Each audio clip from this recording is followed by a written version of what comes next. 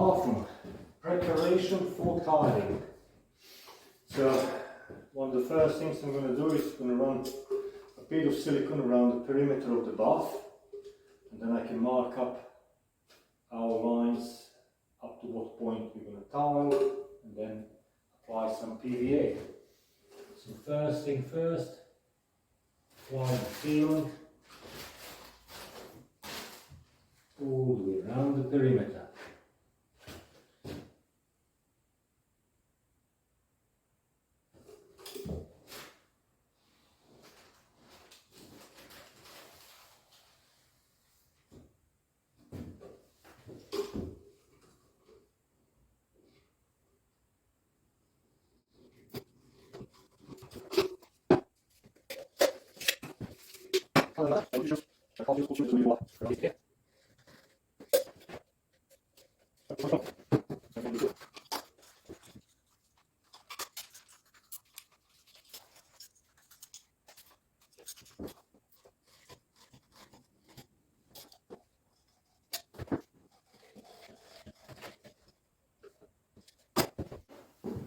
So, tiles. And the tiles are 600 by 300. Just going to open up and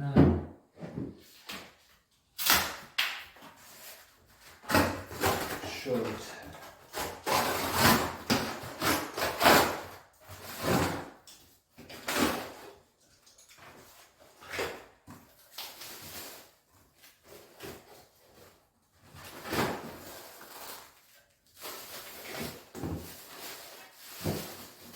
So they're like that, 600mm by 300mm square edge, porcelain, and I'm going to lay them flat.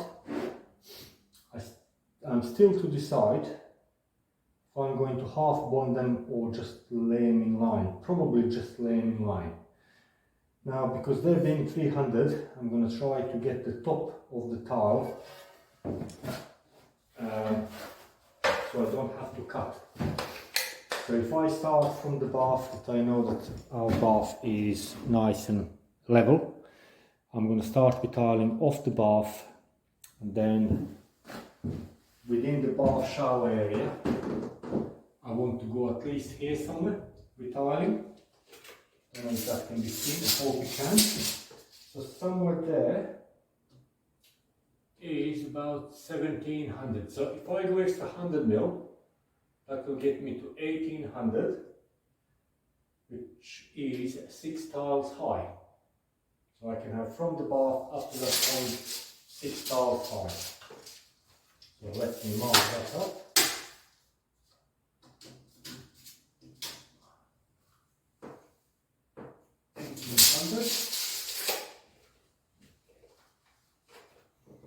Then I can run a level around. Can just go slightly below it, because this is not for the tiling itself, this is just to run PVA sealant over the walls. But you don't want to run PVA on a wall where you're not going to tile, because it's very difficult to paint over PVA. So now that height is going to stop on edge of the bath. If I plumb the line from edge of the bath,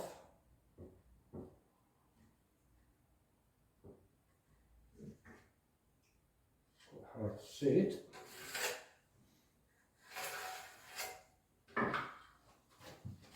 Turn the level around and double check the line. Level was good. Always check it. Right, okay. It is good. I'm going to extend this now up to that 6 foot or 1800.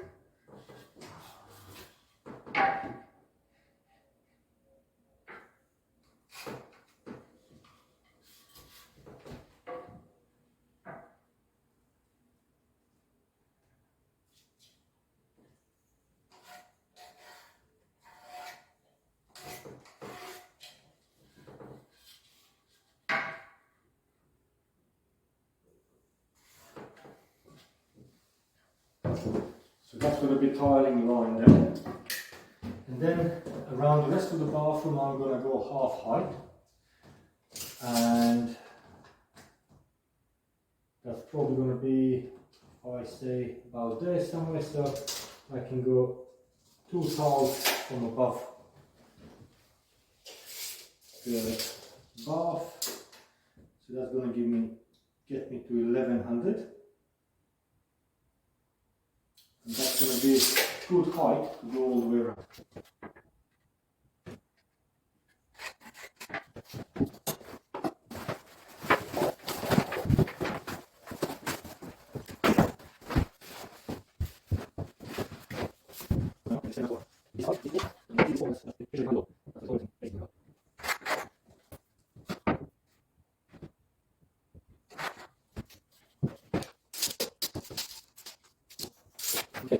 Okay, you can see up. Yeah, come out. So good. Okay, okay. So go right now. Now, I take off and then go all around to finger, and then we can start out. Here, everything in that all in that money. So, regards to PVA, just got general purpose PVA sealant. Again, from Wix, same as these tiles. Wix is good for these things. So I'm going to put a bit of PVA there in the bucket, clean bucket. I'll add a dash of water in.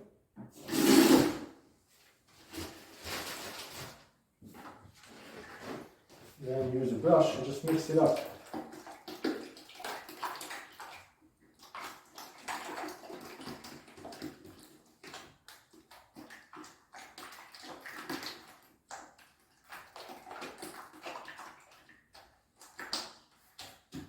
Once that is mixed, I can just apply it up to this line across the whole wall.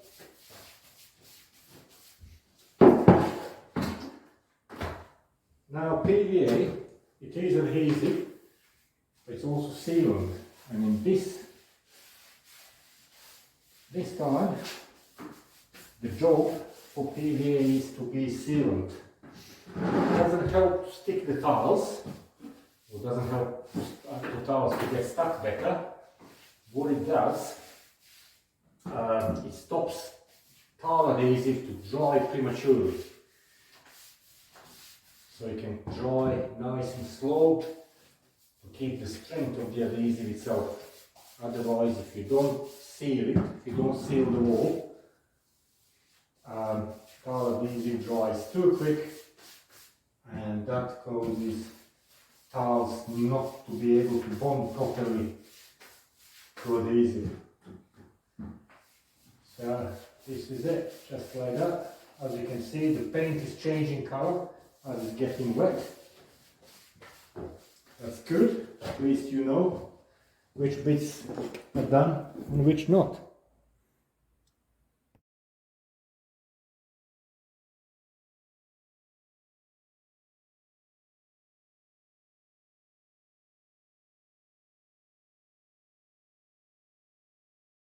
And this is now following afternoon or evening. Sun is going down. PVA is now fully dried. Here's the line, pencil line I put on last night. You can see it going all the way around like that. So anything below that line, you can see a difference in a shade between just paint and PVA. It's a bit more shiny as well. So you can see there as well there. There's definite difference. I don't know how much camera can pick up. So that's all been PVA'd.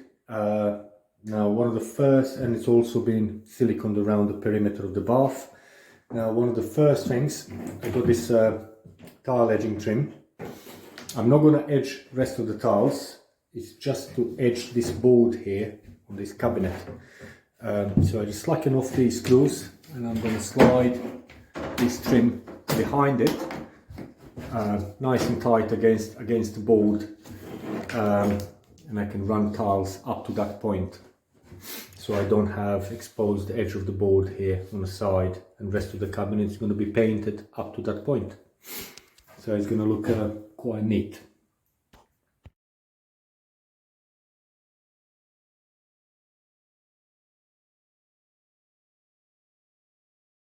Right, and here is the trim.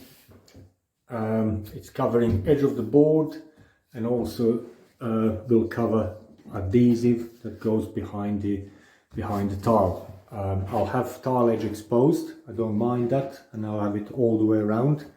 So tile edge is going to be exposed. This trim is here literally just to cover the edge of the board, and for me to have something to go against with a paint, so that this cabinet can be painted onto it. Now obviously never leave MDF as a surface to tile on. Tiles will not stick to MDF, it's not good. Some people ply it out. I don't like ply. I found the ply as well that doesn't take tile as good as the board will take, like a plaster board or either master board, aqua board, anything you like. Very often people saying, oh no, you need a water resistant surface to tile on. I'm saying no, you don't, because the water should not pass the tile on the back. If water goes past the tile, you have a problem, regardless of what surface you have. And even if you have, we've been refurbishing bathrooms where they had an aqua board fixed to either stud walls or cabinets or anything, and grouting or sealant has failed and it's been leaking down, and it rotted the woodwork, damaged the woodwork. Aqua board was fine, but you had to hack off all the tiles and rip the aqua board off so you can replace the woodwork. So aqua board goes in a bin. Plasterboard would do exactly same thing. So tile itself, it's your waterproofing. Water should not pass the tile. If it passes the tile, you've done something wrong, and then you'll have to rip it out and start all over again. Ripping out plasterboard, it's much easier than ripping out anything else, honestly. Now that's the board. This is masonry. The two outside walls, they've been rendered, plastered, fairly flat. Now regards to stuff you're going to need: tile adhesive. Obviously, apart from the tiles, you need tile adhesive.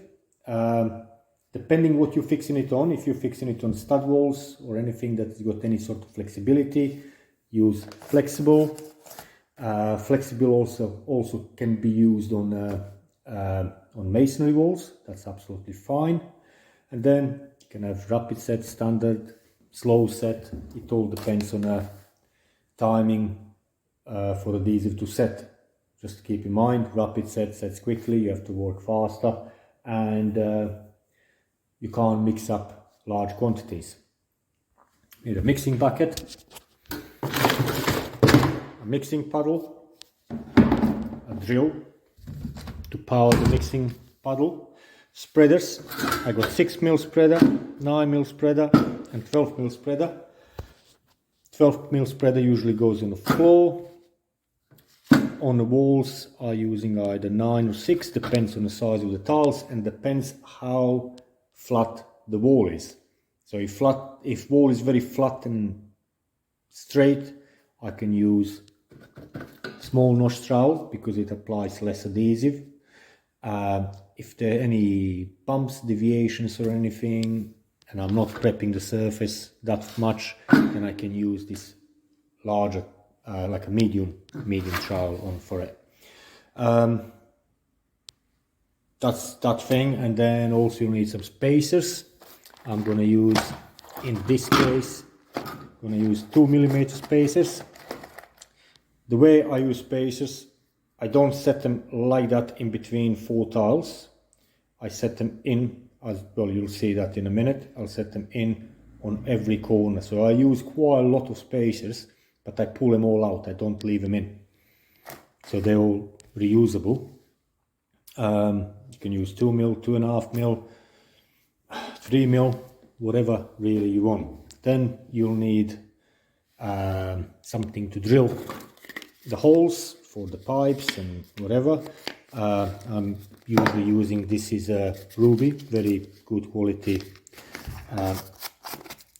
diamond bit, diamond tipped bit. It fits onto this cutter, so it would fit onto the spindle of the disc cutter, and it's dry cut diamond, so you don't need any water for it. Various sizes. This is the large one, 60mm. I don't need any large holes. Again, it goes onto the disc cutter.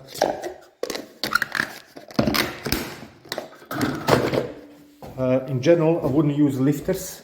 I've got two more here, a different brand. One is Dex, and other one is, I think this is very faint blue. I think that might be Mexico.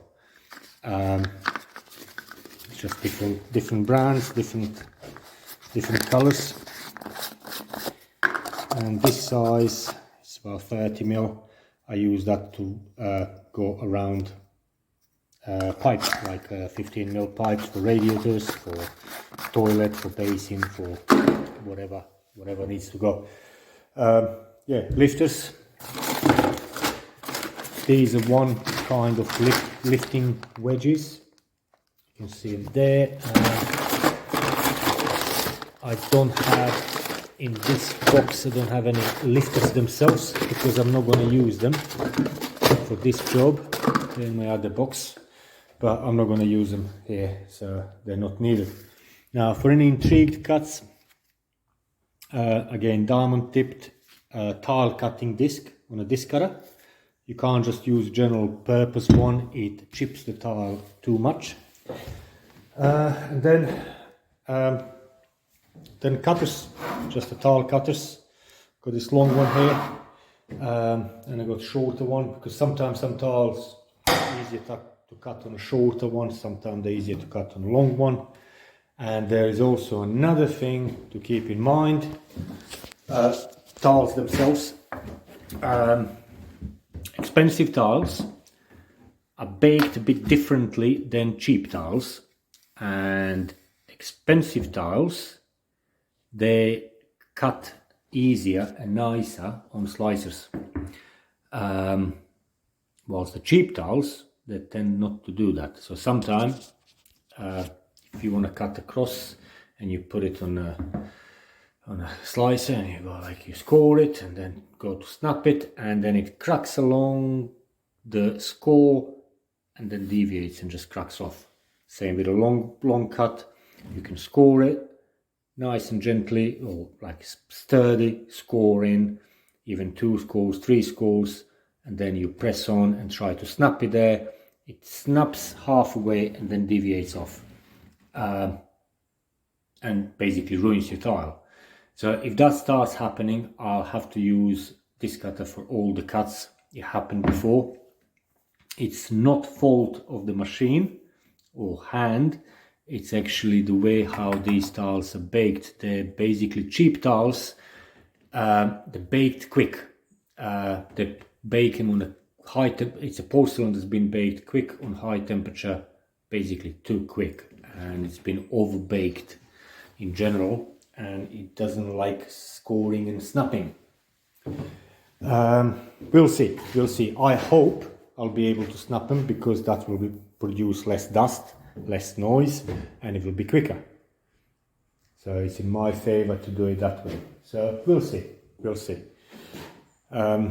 I might not be able to record everything because the bathroom is very small, and my hands are going to be very dirty to stop and start camera, but I'll try to do every now and again a little run through. Now, regards to setting out, let me just put this on angle, that's a bit better.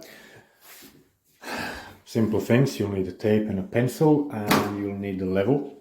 So if you're running tiles on top of each other, not on any, so basically straight lines, not on a brick bond or half bond or third bond or whatever else,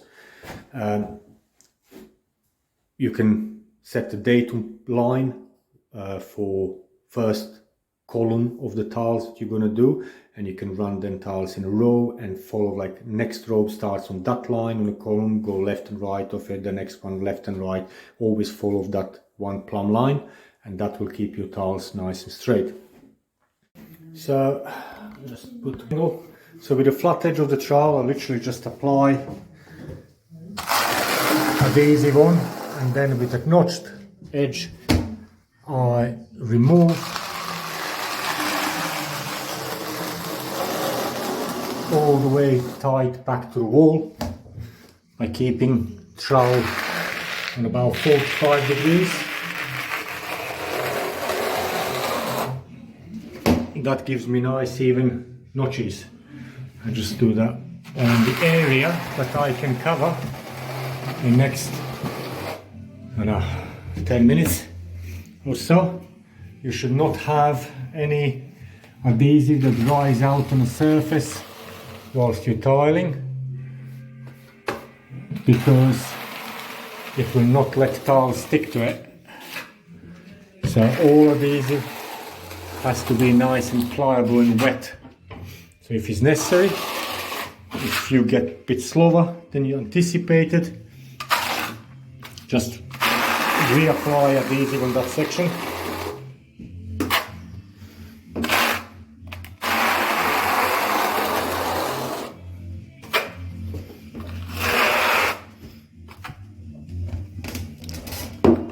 You have to have nice decent sized notches. If they're not, put more adhesive. Like that there, it's very thin, so I pick up a bit more adhesive from above, put it on, and that is enough now.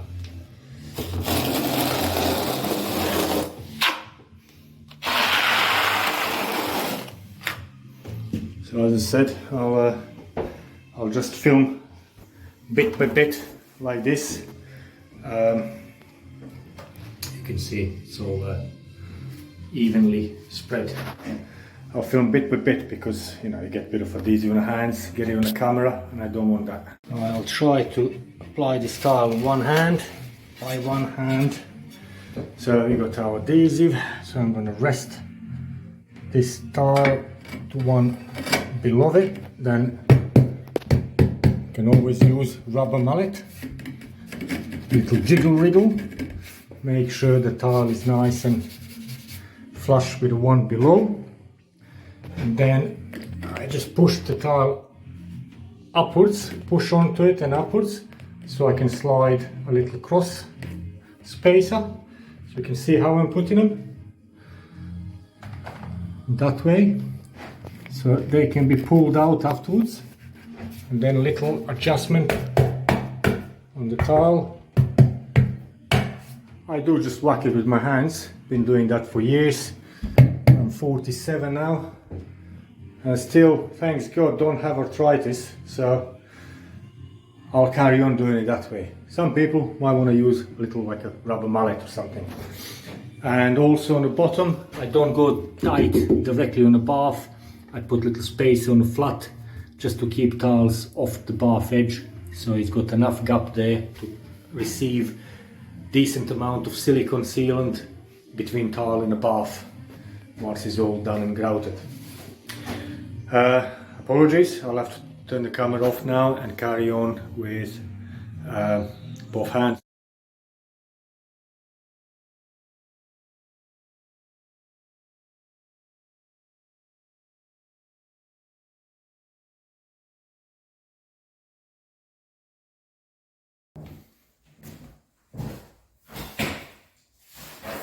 I managed to cut two tiles successfully, and they do cut nicely. So mark them up, and I'm happy with that. Happy, I'm happy.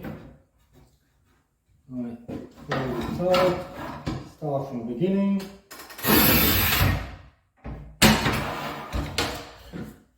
Ta-da! Look at that. They actually cut like a proper good quality tiles.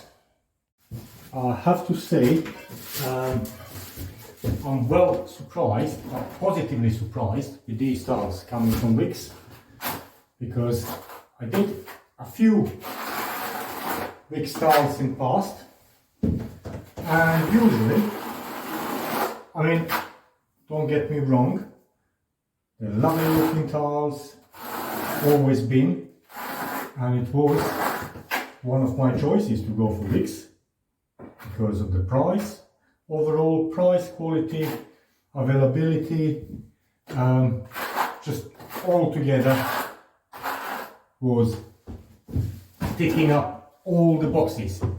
So yeah, great.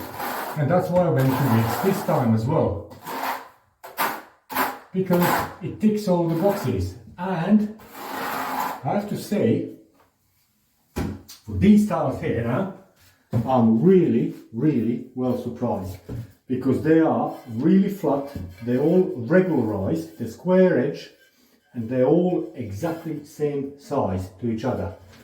That is hard to find, to be honest. And they're cut nicely, and they look nice. I mean,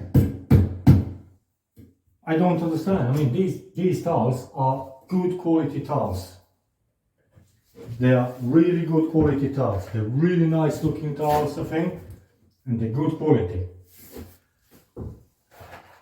And they're not expensive. You know, you go somewhere else, you'll be probably paying about £50 square meter for porcelain tile like this.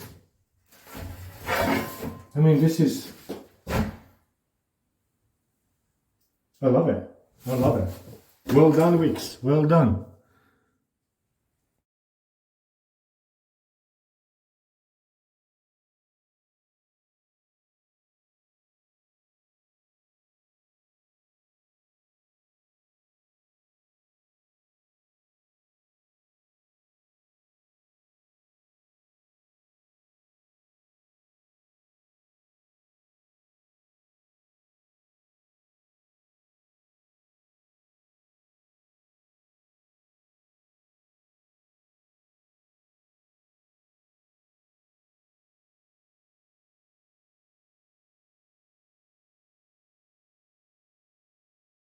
And here we are. I used up that half a bucket of adhesive, very little left. So I'm just going to clean that up, and all the area around the bath is done to 6 foot high, 1.8. Then this side here between cabinet and the door. So that's done, and what's left now, that wall there and the wall up to behind the door, this bit here.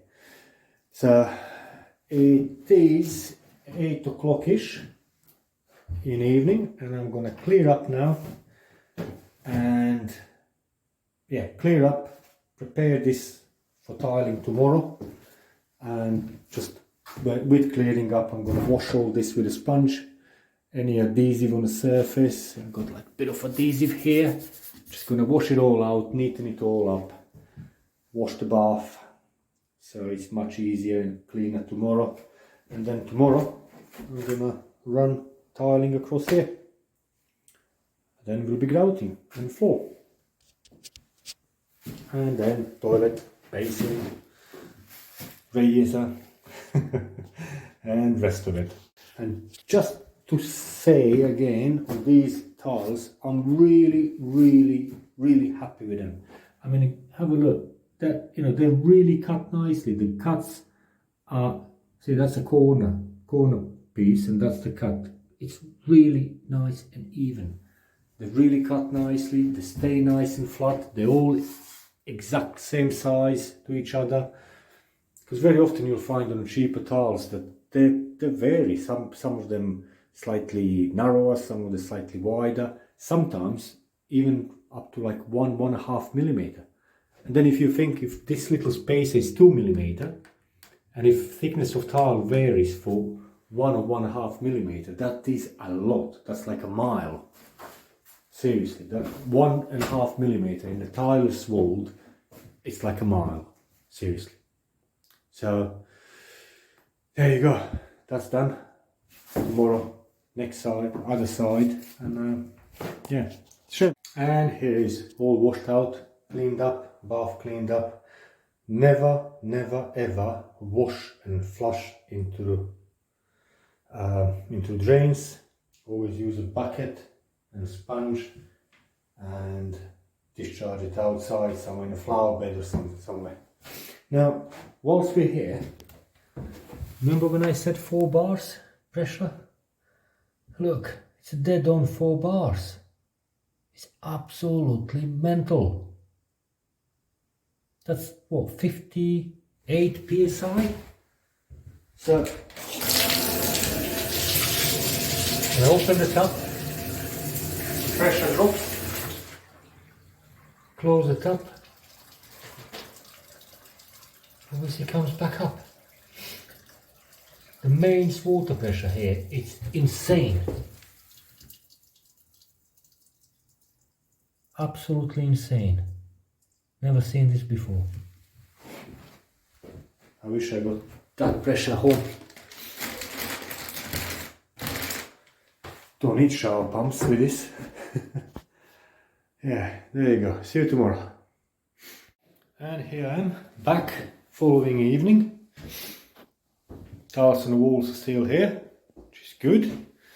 Now, what I did, didn't record it, but I'll explain. From bottom of that tile, I draw a level line across, and then measured up down for one tile height, 300 mil. Then, as you can see, there's another pencil line there, pencil line just there on the other side there behind the pencil. Let's see if it can be seen. Yeah. And then transfer that all the way around. So that is going to be my first tile startup point. Had a bit of offcut of MDF, nice straight piece. Put it on that wall, just screw it directly into the wall. Had a bit of old doorstop as well for that side. Fits perfectly, gives me something nice so I can rest the tiles on. It doesn't have to be perfectly level, perfectly flat, because with the first course, you put the tiles on, you can use the level on top of the tiles and pack underneath between the button and the tile. Basically readjust the tile if it's necessary up a little bit. Well, it's very hard to push it down further than button, but you can always lift it up. So my advice is always fit the button slightly, ever so slightly below the pencil line. So as you can see, pencil line is there and the button is right below it, same as there. It's about 0.5 millimeter or so below it, same as here. You can see it's actually just below, the button is just below the pencil line, because if you have to adjust it, if you have to adjust the tile, it's always easier to pack something, even a piece of cardboard, wedge, little shim, little spacer, whatever you have, you can wedge it up and lift the tile up, but you can't push it down. So that gives you that bit of flexibility to actually get the first course nice and perfectly level. And then just top it up to the top line. It's going to be that line there, and that's going to go all the way around.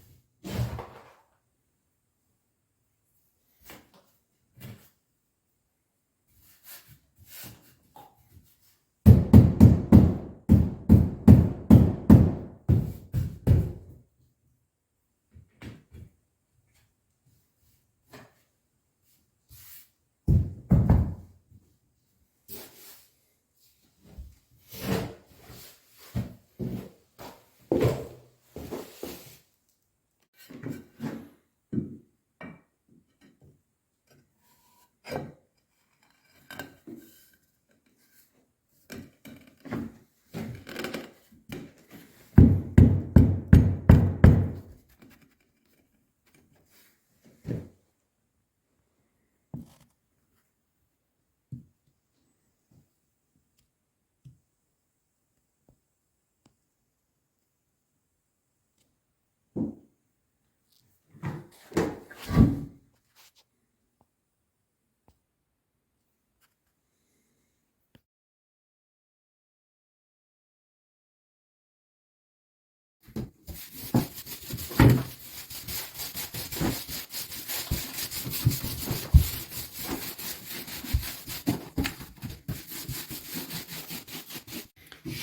bit of primer, sealer, could be anything, PVA, SBR, anything really. I'm just using a bit of PVA here. It's to kill the dust and to improve bond between adhesive and subfloor. So I'm gonna use flexible adhesive to stick our matting. Got our matting here, decoupling matting as they call it. So it stops any movement between subfloor and tiled floor. Basically stops the cracks, anything like that. It is very important thing to put down when you use tiles on wooden floors. So wooden floor has to be really fixed well. You don't have to ply it, you don't have to any of that really, as long as it's fixed well and solid. These are the joists, if you remember, we have replaced in that section. So the new joists, new bit of flooring there in that section, and then here bit of old floorboards. Where I lifted the hatches, I have then screwed up nice and tight, and yeah, so just gonna give it a little bit to dry, this section, and then I'm gonna stick down our matting. Now, very important thing again for using any tile adhesive on wooden floors is to use a good quality, half decent flexible adhesive. Now, not all flexible adhesives are suitable for wooden floors. You have less and more flexible adhesives. So flexible adhesives with fibers, they will be good for wooden floors, and the ones without fibers, they're okay on screeded floors with underfloor heating, because with underfloor heating you have to use flexible adhesive as well, but not necessarily as flexible as the ones on the wooden floor. So not every flexible adhesive is flexible, if you know what I mean. Now, the one I very often use is this one, made by both Rapid XP Plus FST fiber strand technology. So it's got added fibers in, and yeah, I mean, I never had problems with it, so I just use that adhesive. It's suitable for interior, exterior, dry, wet, most substrates. It's good for porcelain, again, because porcelain tiles, they require adhesive that will set chemically rather than by water absorption like ceramic tile would. So it's very important to choose correct adhesive for correct installation. So there you go. Here, fiber enriched flexible adhesive. Now depends on you. You can use either rapid or standard set or slow set. It just depends on how much of open time or you want to have. I very often just go for rapid. I don't mind it. It actually pushes me to get a bit quicker. Bit quicker on it. Yeah.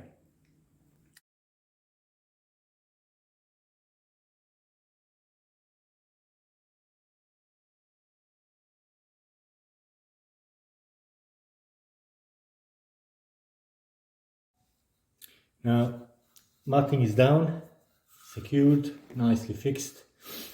I'm ready to install tiles. I've done my datum line, which is this one here. You can just about see it, I think. Let me just, you can see that pencil line on the left hand side. It goes back and forth because I want to make center of my floor tile to be in line with the grout joint there on that wall. And done my cuts, 12.5 inches to go from the bath panel on the left. There, cuts from the bath panel to the left of the line, and then onwards gonna go with a full tile and then another cut on the right hand side.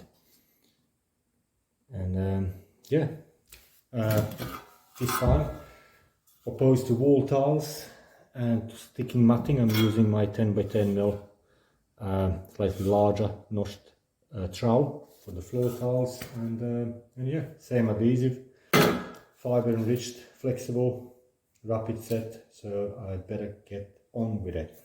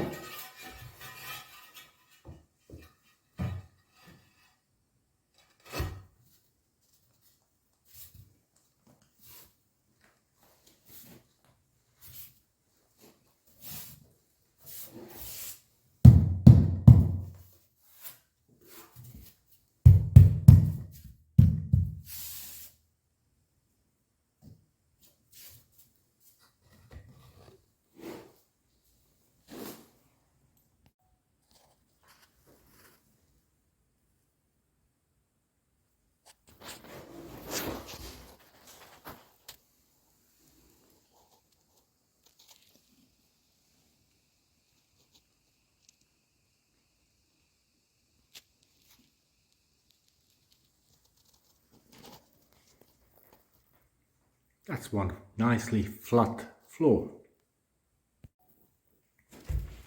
You can see the grout line, nice and straight.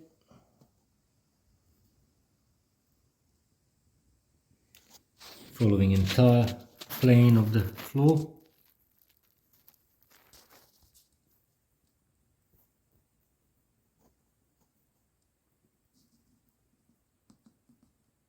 Down to nothing.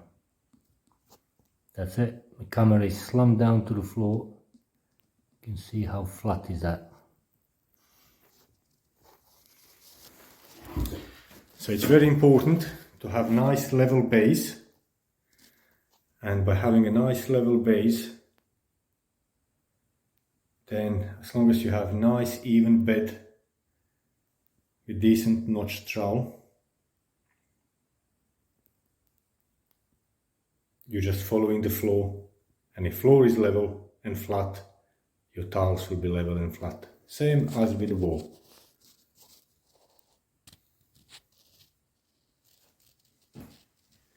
So now it's been tiled. I'm gonna pack up, clear all the tools, and then tomorrow after work I'm gonna pop in, clean up all the tiles and grout it all up. Then after that will be bath panel, second fixing, putting shower there, radiator, toilet, basin, and put the door back on. And here it is, following day. Floor has dried out, you can walk on it. I cleared out the joints, pulled out little spacers, and now I'm gonna start grouting. And now it's time for grouting. This is our grout, just white grout and water. Nice creamy consistency. Here's the grout I'm using. It's quite good grout, slightly flexible. Joints, as you can see, between 1 mm and 30 millimeters. Wet, dry, interior, exterior, so it's good for showers, good for floors, good for everything. For grouting, I prefer to use this like a foamy rubber backed grouting float. It can get really grout into the corners and can achieve that nice good push that goes into the joints. Just whilst I got camera in my hand, I'm just gonna do one section. So when I apply grout, I always push in, and what I'm looking for is the grout to push back out from the joint. So when I squeeze in, that I know that it's gone all the way to the back and filled any gaps and cracks. So I don't just smear like that on the face, because that's only grout on the face. I always try to make sure that I push it in, and by pushing in, it actually comes out as a little bubble bead of grout comes out from the joint, and that's a good sign that grout has gone all the way to the back. And then when you do a joint, just wipe excess off, and you can still see that bead. That grout is still proud from the joint, ever so slightly, but it is proud, and that's nicely filled joint. That there, like that.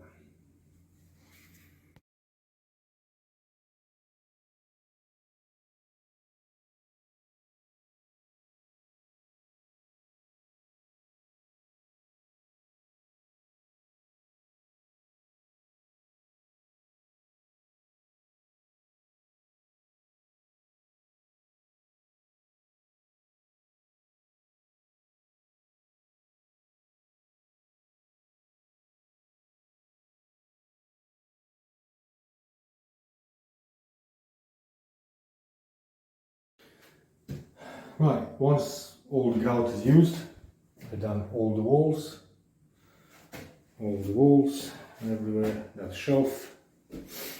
Then I can proceed with cleaning from the point I started. And I always tend to start grouting on most demanding surface or corner. So in this instance here, that's where the tap is. You're going to have a bath screen here. The shower is going to be here. So that's the area that's going to get most constantly wet, and that's where you really want to have grout pushed into all the joints, because as you're coming to the end of grouting, as you're using the last bits, grout is becoming drier and harder to push into the joints.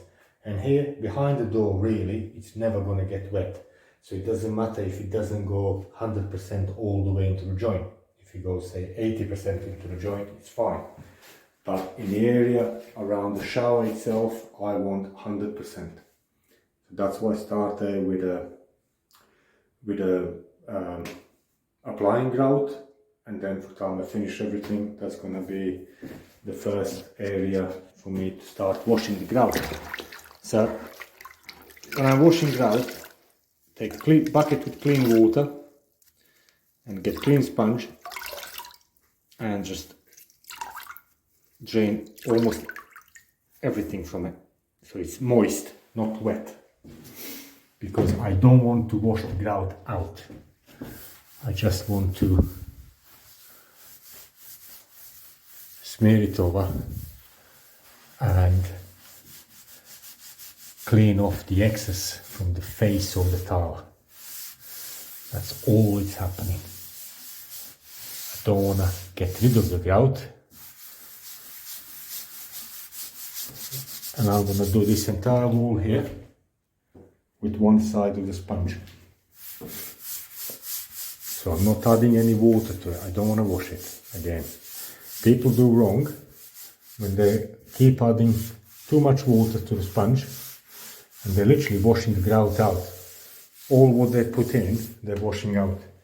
And another important thing, never rub sponge in the direction of the grout line. Always go perpendicular or 45. So if you've got smaller tiles and you've got lots of joints, just go 45 degrees across it, one way and the other. And by doing that, you're not going to have any of the joints that you will cross, that you will rub along the joint. You're always going to run across instead of along the joint. That's very important. Unless you come to the corner, and the corner obviously you have to do along the joint. But corner doesn't matter that much because I will run a nice bit of silicone along the corner. So corner will have a grout and silicone. Right, now I'm gonna get my both hands on it and just put camera on the side.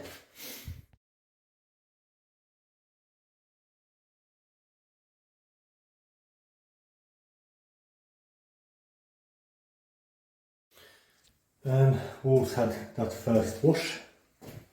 It's a bit smeary around it, but that's okay after first wash. Now I forgot to mention a couple of things. If you're new, we know this, never done grouting before or tiling, don't attack large areas, do small areas. Apply to one wall, mix up enough for one wall, apply to one wall, wash it out.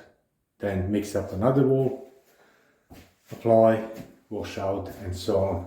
Because depending on conditions, on temperature, on humidity, on type of the grout you use, grout sometimes can dry really quickly. And before you know it, if you're new in this and you're not experienced on how to get over the problems, and you do one wall, then another wall, then another wall, then another wall, and you run out of grout, and you say, right, I'm going to start washing. You go on the first wall you're done, and it's rock solid. You can't wash it. That's a problem then. So until you gain some experience, just do little a time, better than large. Small bites, please.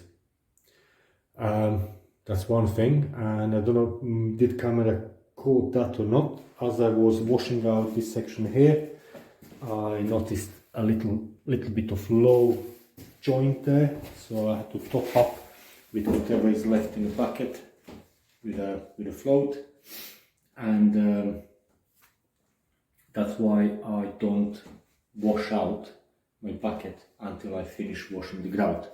Because every little bit, it doesn't matter how little I have there, it might be needed to do some little repair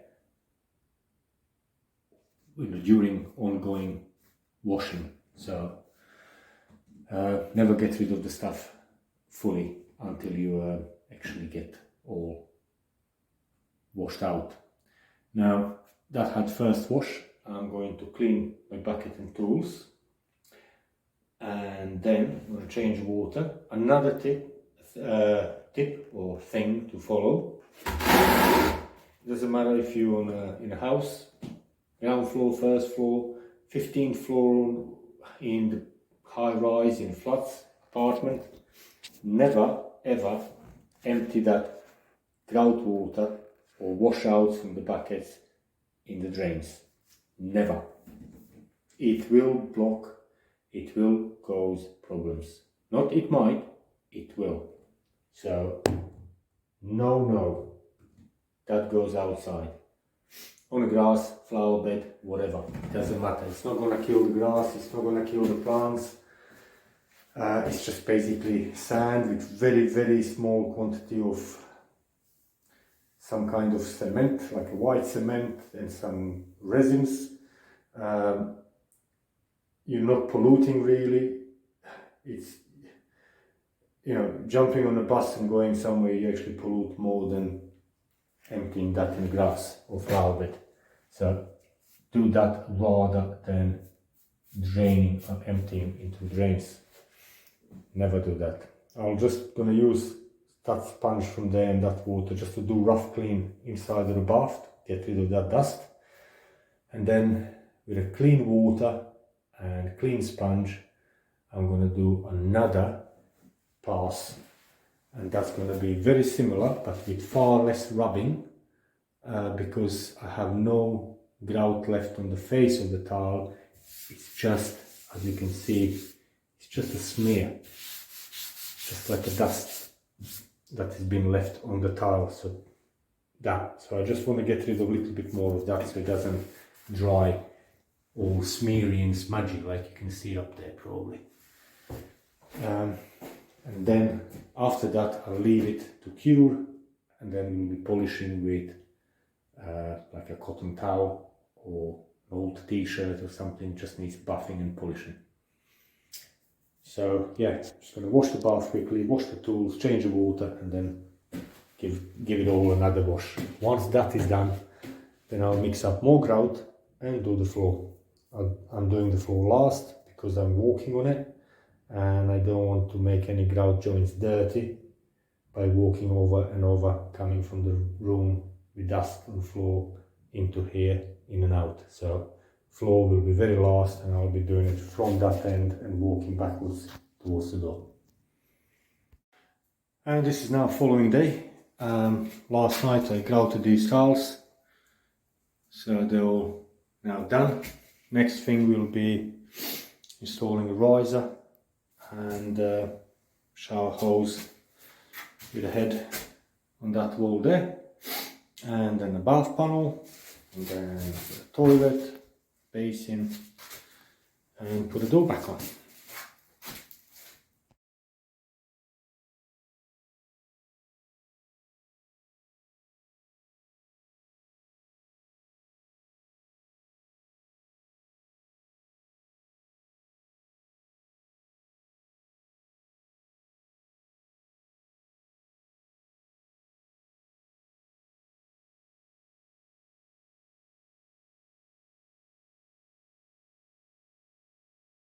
Now shower rail installed, gonna do the bath panel. Still waiting for delivery of the bath screen. So bath panel, I'm using same stuff I used for soffits outside, which is UPVC universal channel and 300mm tongue and groove hollow board. So I'm just gonna run the board upright, channel on the bottom on either side, and just bring it all nice and neat there. A bit of silicone along the top. Job done. Is maintenance friendly, cheap to replace. If you ever need to go underneath to service or anything, it's easily removable, and it looks nice and neat.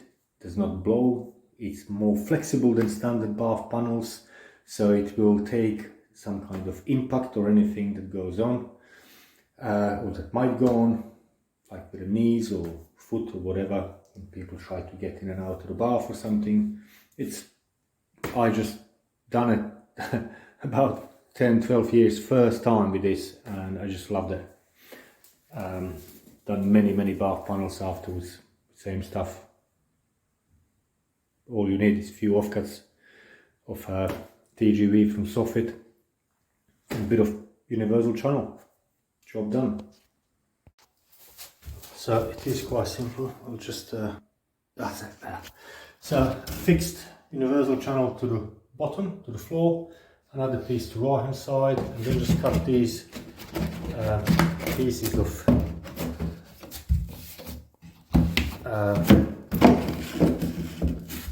cladding on right length, and then just squeeze them up. I need 2 hands for that, unfortunately, so I'll just put that there like that. So it's up behind the button, upper button, and the bath. It's a bit fiddly, but once it goes in, it goes in. Oh, maybe I can do it this way. In the bottom, that's it, even better. And then just slide it along by keeping top edge as well lipped under the bath.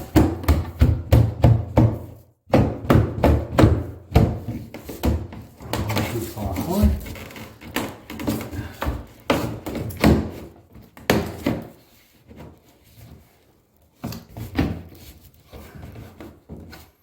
Right, that's good. Then another one. Same thing.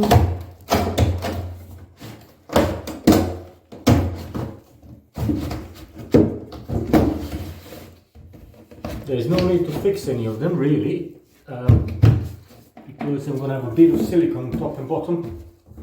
Silicone is always going to be easy to remove for any maintenance, and yeah, I mean, you can see already it's taking shape, so you'll need a little bit of silicone there on the bottom to stop water going into these little pockets, and a bit of silicone against underside the top edge. You can see that it's already taking shape. And good thing with UPVC and fiberglass baths, they have same or very similar shade of white, so it just looks so good. So just going to cut a couple more panels to go in, and then that will be it. And now after the bath panel, I'm going to do the toilet. I've got pan connector Mach 8L, the long version of good old McAlpine Mach 8.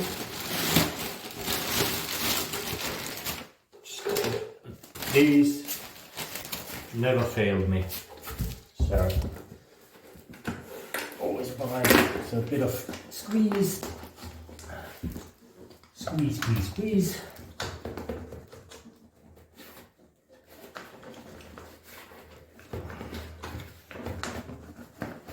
I'll have to go a bit deeper in.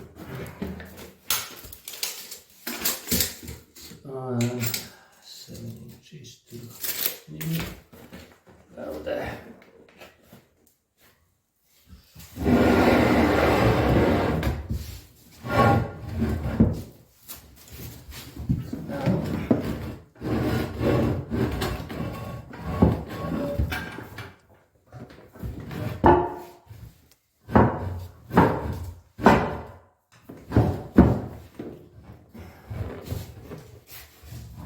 That's it.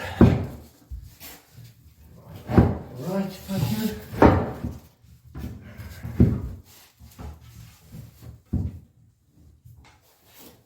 Cool.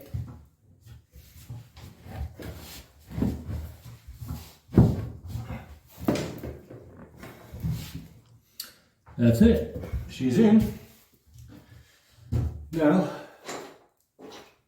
you got these. You got these pan connectors brackets to go on the floor on either side.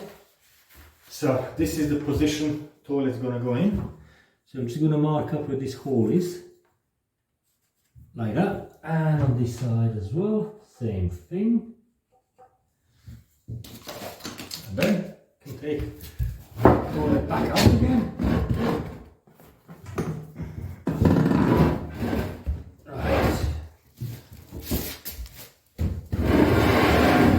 I have to tilt the toilet to measure the thickness of the wall of the pan to see how far back in I need to set these brackets. Just a gentle tilt.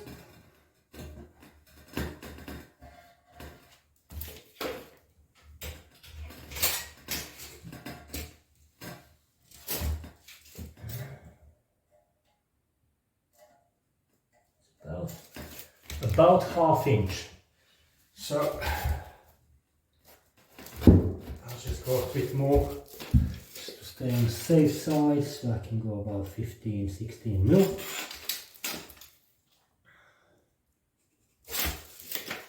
Like that.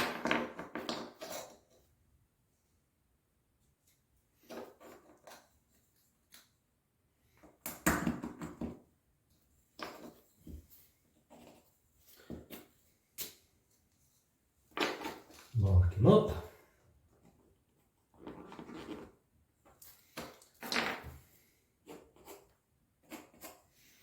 Now, because we got some pipes going underneath, but they're further down, they're not right tight against the floorboards. I'm gonna be careful, and I'm not gonna use long screws. As long as it goes through the tile and into the floorboard below, that will be good. So I'm using these diamond tipped drill bits. They are ideal for porcelain, very hard.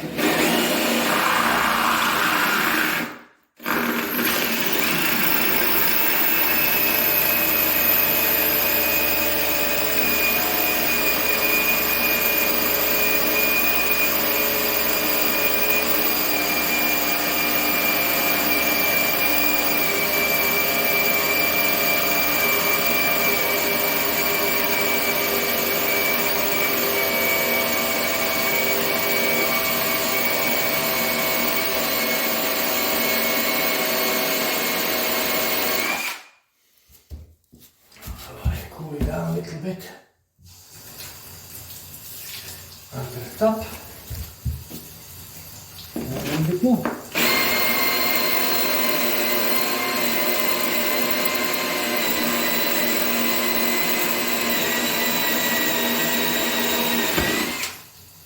That's good. Battery is dying. Get another battery.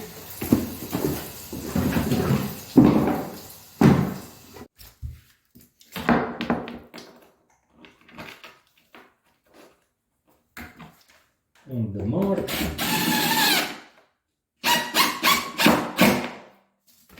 Quite chunky 50 mil. So they're only going with a tip down below the floorboard, and I'm quite safe there, away from the pipes. So now need to get toilet pan over the brackets.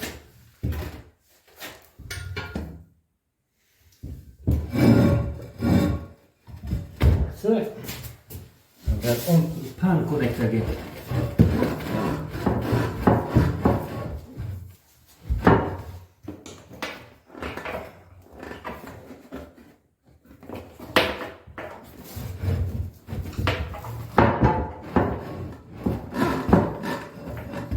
That's it.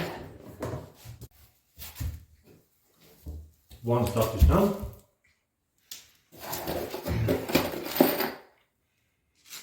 I'm gonna fix these sides.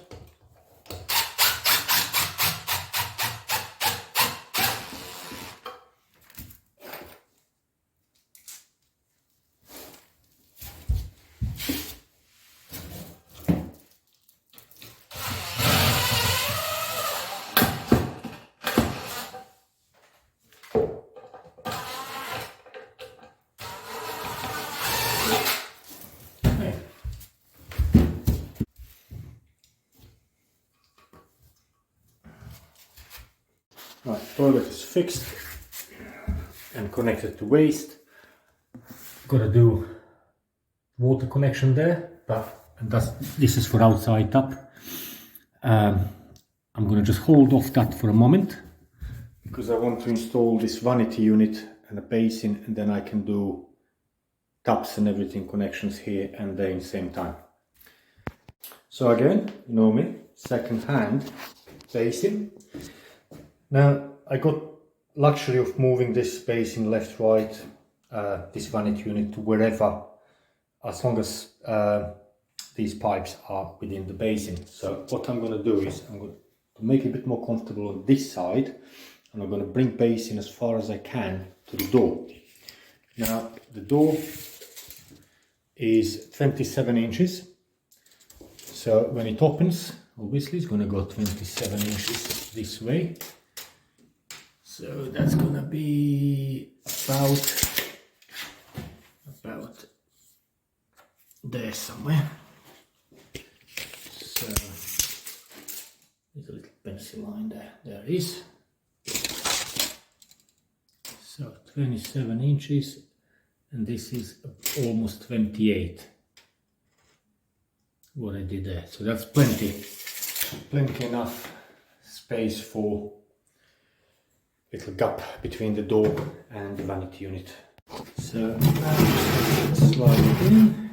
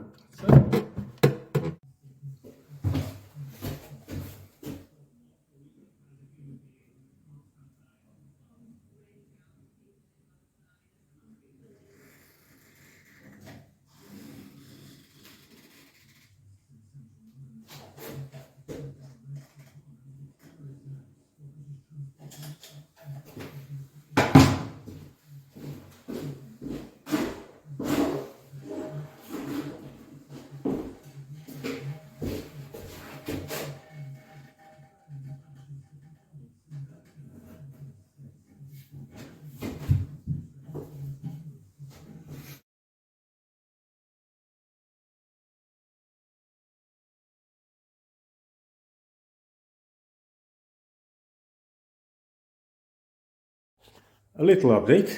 Let me just this on wide angle. We are on the final stage now. A little bits and bobs I didn't really film, didn't record, as putting sealant around the bathroom, cleaning. Wife and daughter, they've been around and they've been putting extra coats of paint everywhere. Everything was getting painted, a bit more cleaning. This is a funny story about this carpet. This carpet was from our daughter's bedroom, the old carpet. She was a teenager, she wanted a purple one, so she got purple carpet in her bedroom. And then she grown into the late teens and she hated it. I don't like it anymore. There was nothing wrong with it. And it cost me a fair bit of money to start with. So what I decided is I pulled it up, rolled it up and put it in our loft. And now she's going to get it back.